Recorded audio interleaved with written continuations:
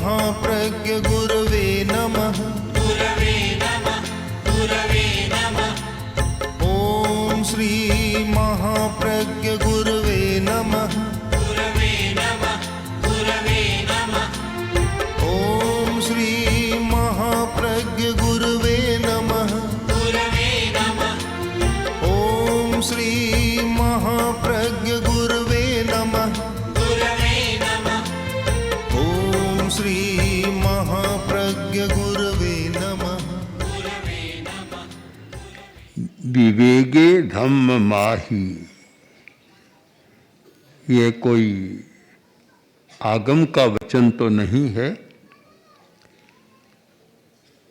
आगम संपादन के समय आचार्य तुलसी द्वारा इसका प्रयोग किया गया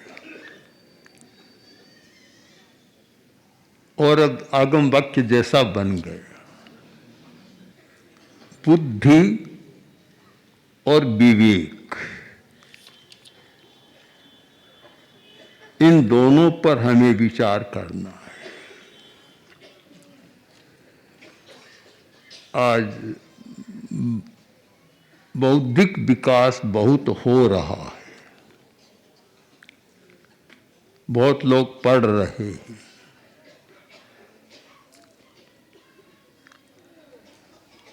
अभी हमने मर्यादा का महोत्सव मनाया,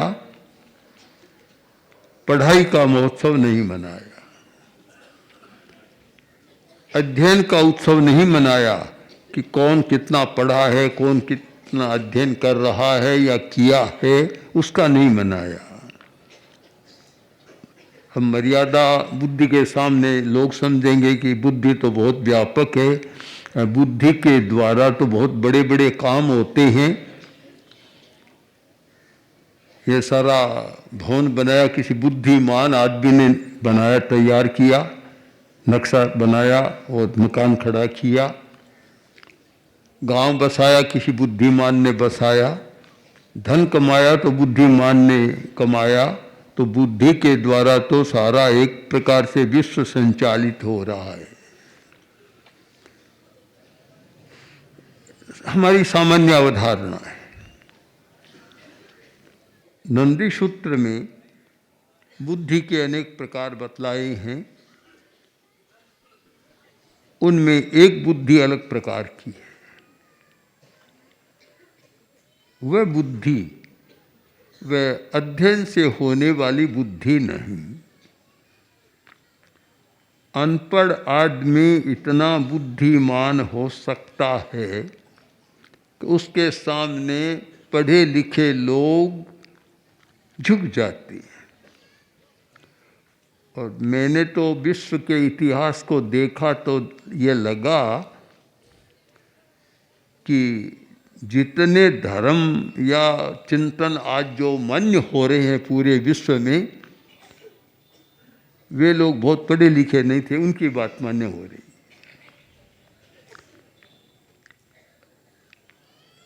महावीर विद्यालय में गए और पहले दिन विद्यालय से छुट्टी मिल गई, पढ़ाई की नहीं। न कोई गौतम बुद्ध ने बहुत पढ़ाई की, राजपुत्र से सामान्य शिक्षा, राज्य शिक्षा प्राप्त की थी। और भी दुनिया के रामकृष्ण कब पढ़े? न कोई कॉलेज था, न कोई यूनिवर्सिटी थी, न कुछ था। कब पढ़े? बिना पढ़े कुछ हुआ। और उन लोगों को ही मानकर, चाहे ईसा को लें, मोहम्मद साहब को लें, कब वे यूनिवर्सिटी के विद्यार्थी बने और उन्होंने डिग्रियां प्राप्त की या उन्होंने पीएचडी किया? आज तो कोई एमए करता है, सीधा पीएचडी की बात मन में आ जाती है। तो फिर हम सोचें कि क्या है। ज्ञान को एक बुद्धि के कठघरे में न बांधे, सीमित न करें। ज्ञान बहुत विशाल है, बुद्धि तो एक उसकी रश्मि है। उससे भी आगे बहुत विशाल ज्ञान में बुद्धि का एक स्थान और उसमें प्रतिभा का स्थान या औत्पत्ति की बुद्धि का स्थान, उसके साथ भी एक बड़ी चीज़ है विवेक। हम प्रयत्न करें कि विवेक की चेतना जागृत हो। बुद्धि से भी बड़ा है विवेक। मंत्री मुनि मगनलाल जी स्वामी कहते थे, मैं जब मुनि बना तब कुछ संत थे तो अच्छी स्मृति शक्ति थी, बहुत कंठस्थ कर लेते थे। और एक भ्रांति और है कि स्मृति को भी हम बुद्धि मान लेते हैं। स्मृति अलग है, बुद्धि अलग। कंठस्थ करना बुद्धि का काम नहीं है, वह स्मृति का काम है। स्मृति पर मान लेते हैं बुद्धिमान है, इतना याद कर लेता है, ये एक सामान्य चलता है। किंतु जब तात्विक विवेचन करें तो कंठस्थ होना यह सारा स्मृति का काम है। पर उस समय चलता था, आज भी चलता है कि जो याद अच्छा करता है उससे कहते हैं बुद्धिमान आदमी है, बुद्धिमान। तो हमारे एक मुनि थे, बहुत कंठस्थ कर लेते थे जल्दी, और लोग कहते थे बहुत बुद्धिमान है। प्रसंग बस मंत्री मुनि कहते कि ये अच्छा है, पर इसमें एक कमी है कि इसके पास बहन तो है पर भाई नहीं। अब भाई को खोजना है, उसका विकास कैसे हो? प्रकृति से होता है या किया जा सकता है, इस पर भी विवेचन आवश्यक है। बुद्धि और विवेक, बहन का मतलब है कि बुद्धि तो है पर विवेक भाई नहीं। ऐसे लोग हैं कि बुद्धिमान है पर विवेक नहीं। विवेक बहुत बड़ी शक्ति है, और ये ठीक कहा गया है कि विवेक धर्म है। वास्तव में हम सारा जो धर्म और करते हैं विवेक के द्वारा करते हैं, बुद्धि के द्वारा नहीं करते। बुद्धि का काम ही नहीं है। शायद इसीलिए आचार्य भिक्षु ने बुद्धि को अस्वीकार कर दिया होगा कि बुद्धि वाही। जब किसी ने कहा कि स्वामी जी आप में तो बुद्धि तो इतनी है कि आप 9 कोटि का मारवाड़ राज्य है, विशाल राज्य था जोधपुर का मारवाड़ का राज्य, आप इसका संचालन कर सकते हैं। तब भिक्षु स्वामी ने कहा, बुद्धि वाही सराहिए जो सेवे जिन धर्म, बा बुद्धि किन कामरी पड़िया बांधे कर। कि वही बुद्धि अच्छी है जिसके द्वारा हम धर्म की आराधना, सत्य की आराधना करें, सत्य की सेवा कर सकें। ज्योतिषी आया और सुकरात की कुंडली देखी। पश्चिमी दर्शन में सुकरात का बड़ा स्थान है, और जो पश्चिम की दार्शनिक प्रणाली चल रही है उसमें वे आदि दार्शनिक के रूप में मान्य भी हैं। कुंडली देखी तो अच्छा नहीं है, इस आदमी को क्रोध ज़्यादा आता है, इस आदमी में यह कमी है, यह कमी है। 5-4 कमियां बता दी। ज्योतिषी को सुकरात ने पुरस्कार दिया। सब लोग खड़े थे, उनके सुकरात के भी शिष्य बहुत थे, खड़े थे, हंसे कि ये क्या, इसने तो कमियां ही कमियां बताई, इसको भी अच्छा पुरस्कार दिया। सुकरात ने कहा कि अच्छा है, इसने सारी कमियां बता दी, पर ज्योतिषी भी अधूरा है, इसको पुरस्कार मिलना चाहिए। मैं इससे ज़्यादा बड़ा ज्योतिषी हूँ। यह कैसे? इसने और सारी कमियां तो बता दी, पर यह नहीं बताया कि इस आदमी में विवेक बहुत है। यह ज्योतिषी अभी जानता नहीं कि इन कमियों को विवेक के द्वारा नियंत्रित किया जा सकता है, और मैं अपनी कमियों को जानता हूँ और विवेक के द्वारा उन पर नियंत्रण कर रहा हूँ। यह जो नियंत्रण की शक्ति है वह विवेक है। हम नियंत्रण कर सकें। कमियां तो कोई भी आदमी दुनिया में ऐसा नहीं जिसमें कमी न हो, किंतु अगर विवेक की चेतना जागृत है तो वह उस कमी पर अपना नियंत्रण कर सकता है, और विवेक की चेतना जागृत नहीं है तो कितना ही बड़ा बुद्धिमान हो वह अपनी कमियों को दूर नहीं कर सकता, नियंत्रण नहीं कर सकता। तो आखिर बात आती है नियंत्रण की। विवेक और विवेक में नियंत्रण की शक्ति, और इसको धृति भी कहते हैं। इसका दूसरा नाम है धृति। विवेक और धृति, और धृति का मतलब ही धैर्य, धैर्य का मतलब ही है नियंत्रण की शक्ति, मनोनियामिका शक्ति, नियंत्रण की शक्ति।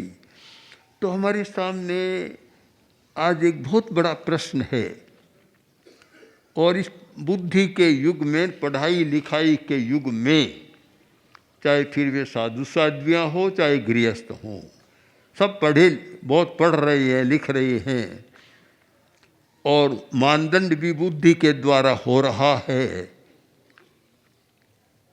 सबका IQ व आदि आदि देखा जाता है, सारा वह हो रहा है कि कितनी इंटेलिजेंस, कितना है, क्या है, सारा उस पर होता है।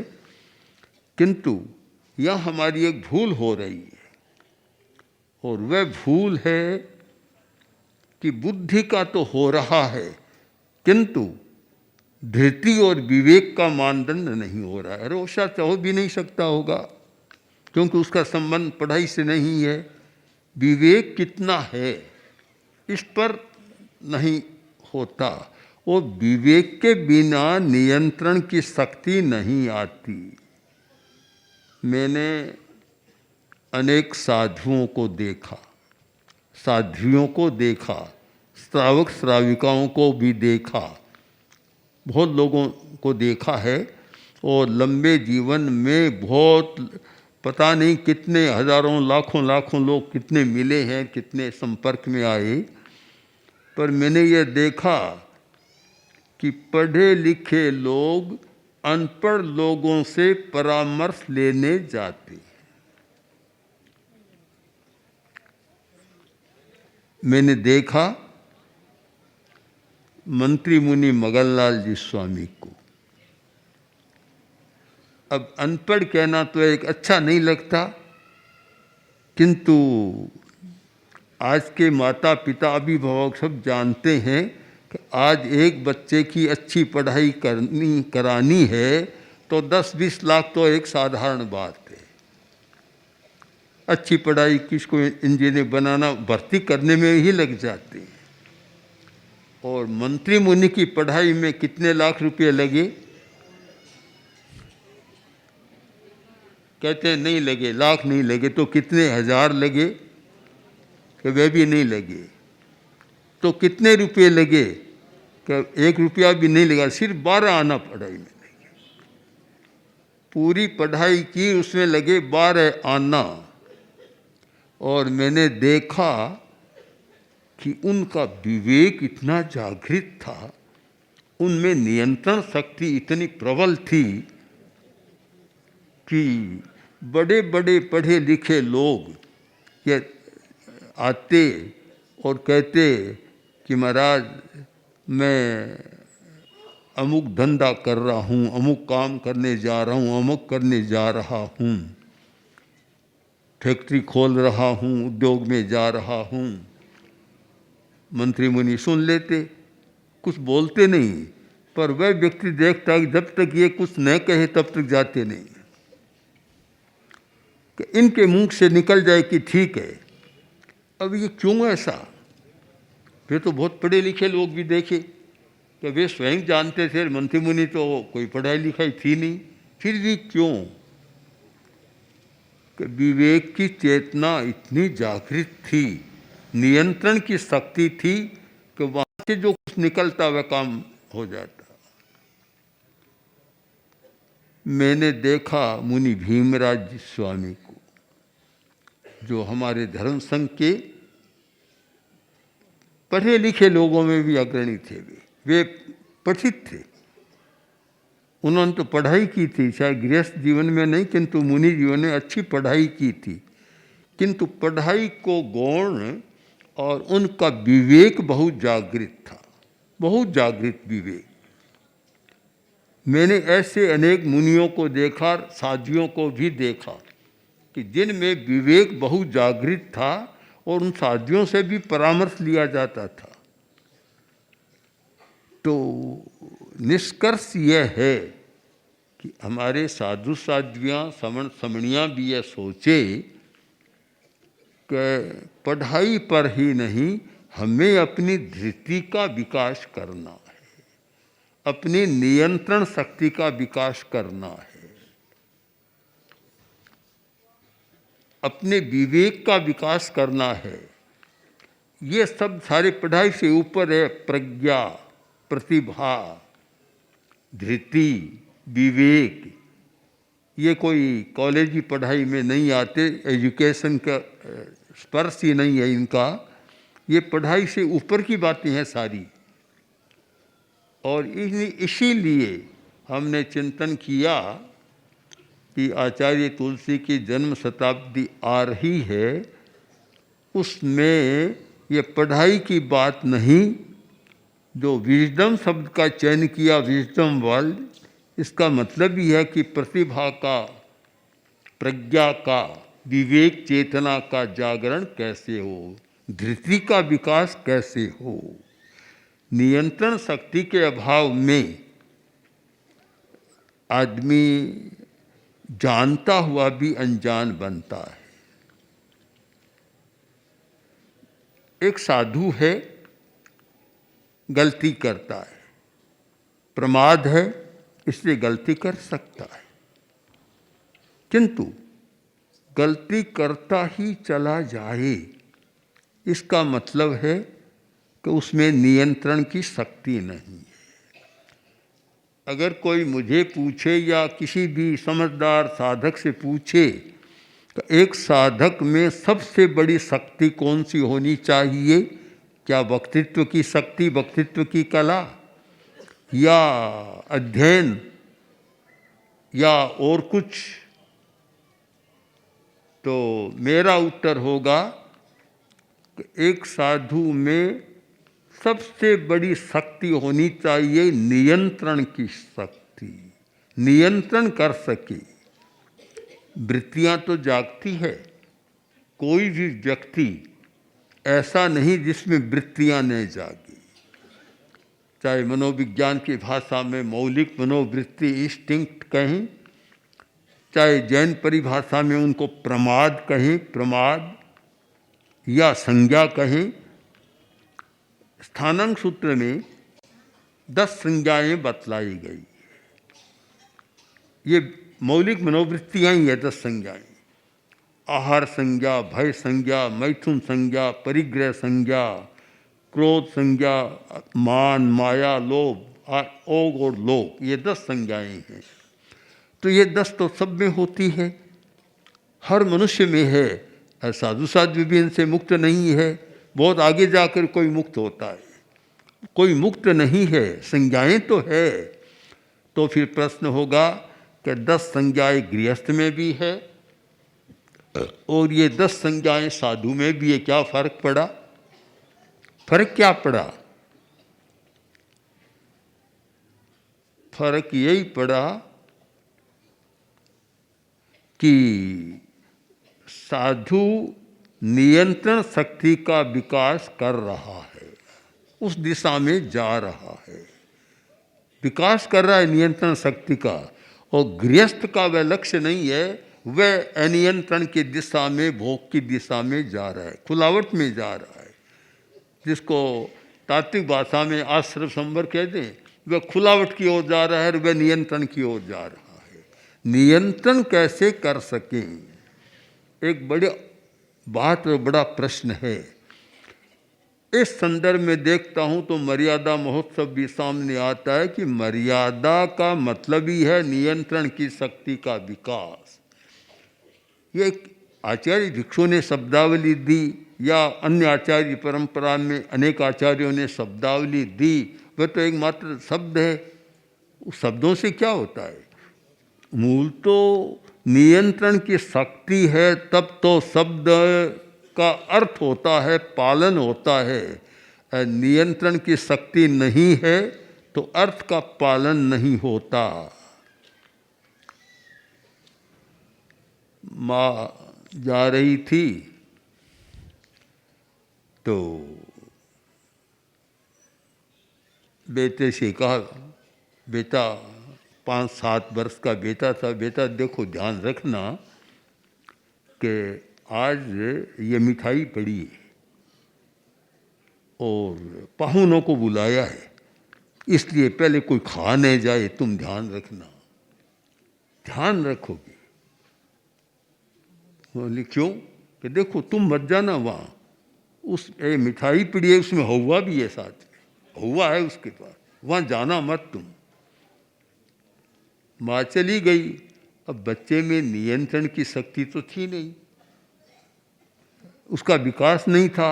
अब मिठाई, बच्चे का मन ललचाया कि अच्छे अच्छे लड्डू पड़े हैं, मन ललचाया, गया और लड्डू खा गया। अब माँ आई तो देखा कि बर्तन खाली पड़ा है। माँ ने कहा, अरे तू यहाँ था, रखवाली कर रहा था? हाँ। तो ठीक है ना, मिठाई ठीक पड़ी है ना, चल देख देख मिठाई खाली है कि मिठाई तो नहीं है। कौन आया, किसने खाया? कि माँ मुझे पता नहीं, हवा था, हवे ने मिठाई खा ली। अब नियंत्रण की शक्ति नहीं होती है तो न हवे का डर रहता, न होता, मिठाई हवा खा जाता है। मर्यादा आज की जो सबसे बड़ी कमी हो रही है, इधर तो बुद्धि बढ़ रही है, उधर मर्यादा घट रही है, नियंत्रण की शक्ति घट रही है। हम इस प्रश्न पर ही चिंतन करें और मर्यादा महोत्सव के अवसर पर तो और अधिक गंभीर चिंतन करें। सब करें किंतु साधु साध्य हम लोग तो और ज़्यादा करें कि हमारी नियंत्रण की शक्ति कैसे बढ़े, जिससे हम साधु के वेश में कोई ऐसा काम न करें कि जो समाज के साथ धोखा हो। साधना के साथ अपने साथ धोखा, संघ के साथ धोखा और समाज के साथ भी धोखा, ऐसा कोई काम न करें। और सब जानते हैं कि धोखा देने वाला एक दिन तो सामने आता, छिपा रहता नहीं है, और उसकी न प्रतिष्ठा रहती, समाज में भी प्रतिष्ठा नहीं रहती, संघ में भी प्रतिष्ठा नहीं रहती, और उसका एक सारा व्यक्तित्व ही धूमिल सा रहता है। तो ये बहुत गंभीरता से सोचने का है सबको कि हम धोखा न दें, प्रवंचना न करें, अपनी नियंत्रण शक्ति बढ़ाए, और जो नियंत्रण शक्ति न बढ़े तो मार्गदर्शन ले कि मुझ में यह कमजोरी है और मैं कैसे करूं। और उसमें भी कोई भी संघ का सदस्य, साधु साध्वी, ये रुपये आर्थिक मामले में कुछ अनियंत्रण करता है तो मैं मानता हूँ वह तो बहुत भयंकर धोखा है। और मैंने तो अनेक बार कहा कि इस मामले में मुझे पता चले कि कोई भी साधु साध्वी समणी कोई भी हो, कुछ करता है, अपने परिवार वालों को करा देता है, इधर उधर करता है, तो उसके लिए तो मैं तो बिल्कुल इतना स्पष्ट हूँ कि उस व्यक्ति को संघ में रखना भी हितकर नहीं, लाभदायी नहीं है। उल्टा संघ का नुकसान होता है, समाज के साथ धोखा होता है। तो इसलिए बहुत आवश्यक है कि हम इन मामलों में अलिप्त रहें और अपनी नियंत्रण शक्ति बढ़ाएं। और मैंने देखा जिनमें नियंत्रण शक्ति है, कम पढ़े लिखे भी बहुत ज़्यादा संघ में प्रतिष्ठित होते हैं। और नियंत्रण शक्ति नहीं है, वे कुछ काम करने वाले हों, पढ़े लिखे हों, उनके प्रति कोई आदर का भाव, प्रतिष्ठा का भाव, स्नेह का भाव नहीं होता। तो इसलिए आवश्यक है कि हम मर्यादा महोत्सव से एक पाठ लें, सब लें कि हमें अपनी नियंत्रण शक्ति का विकास करना है। ॐ श्री महाप्रज्ञ गुरवे नमः। गुरवे नमः गुरवे नमः ॐ श्री महाप्रज्ञ गुरवे